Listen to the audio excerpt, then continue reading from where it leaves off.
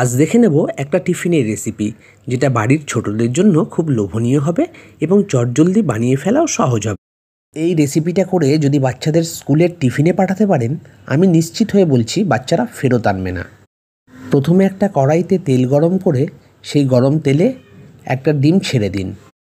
এবার ওই ডিমের ওপরই সামান্য একটু নুন দিয়ে ডিমটাকে ভালো করে নাড়িয়ে চাড়িয়ে একটু ঝুরঝুরে টাইপ করে একটা পাত্রে তুলে নিন। এবার ওই কড়াইতেই পরিমাণ মতো তেল ঢেলে তেলটাকে ভালো করে গরম করে নিন। আমি আগে থেকেই দুটো ছোট আলু, একটা পেঁয়াজ, একটা গাজর, একটু ক্যাপসিকাম ও দুটো লঙ্কা কুচি রেডি করে রেখেছি, আর কারি পাতা তো আমার ঘরেই ছিল। তেল গরম হয়ে গেলে ওই গরম তেলেই অল্প একটু কালো সর্ষে ও কারি পাতাগুলোকে আমি দিয়ে দিচ্ছি।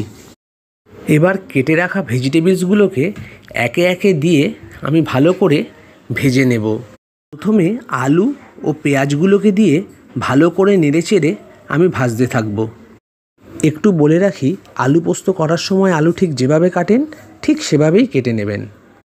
আলু পেঁয়াজটা সামান্য একটু ভেজে একে একে গাজর, কাঁচা লঙ্কা কুচি ও ক্যাপসিকাম কুচিগুলোকে দিয়ে ভালো করে নেড়েচেড়ে ভাজতে থাকুন। সমস্ত সবজিগুলো 50% মতো ভাজা হয়ে গেলে সেই সবজিগুলোতে পরিমাণ মতো নুন, সামান্য একটু হলুদ ও স্বাদ মতো চিনি দিয়ে ভালো করে ভাজতে থাকুন।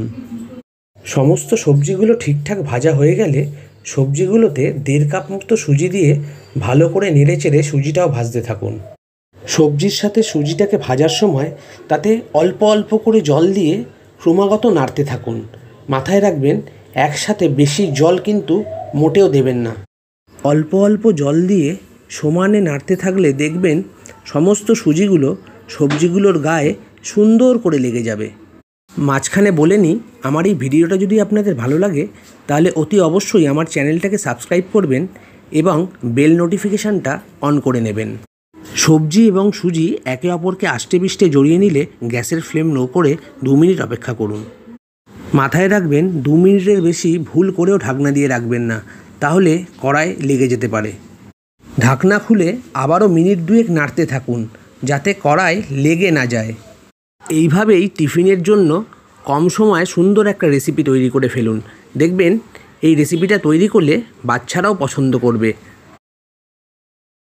এবার হয়ে গেলে একটা পাত্রে ধীরে সুস্থে ঢেলে নিন।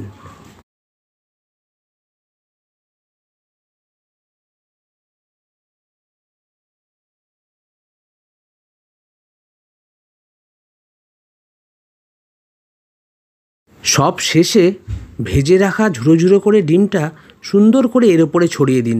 তাহলে দেখবেন বাচ্চাদের কাছেও এই রেসিপিটা লোভনীয় হবে এবং খেতেও সুস্বাদু হবে এবং সকলেই এই রেসিপিটাকে খুবই পছন্দ করবে।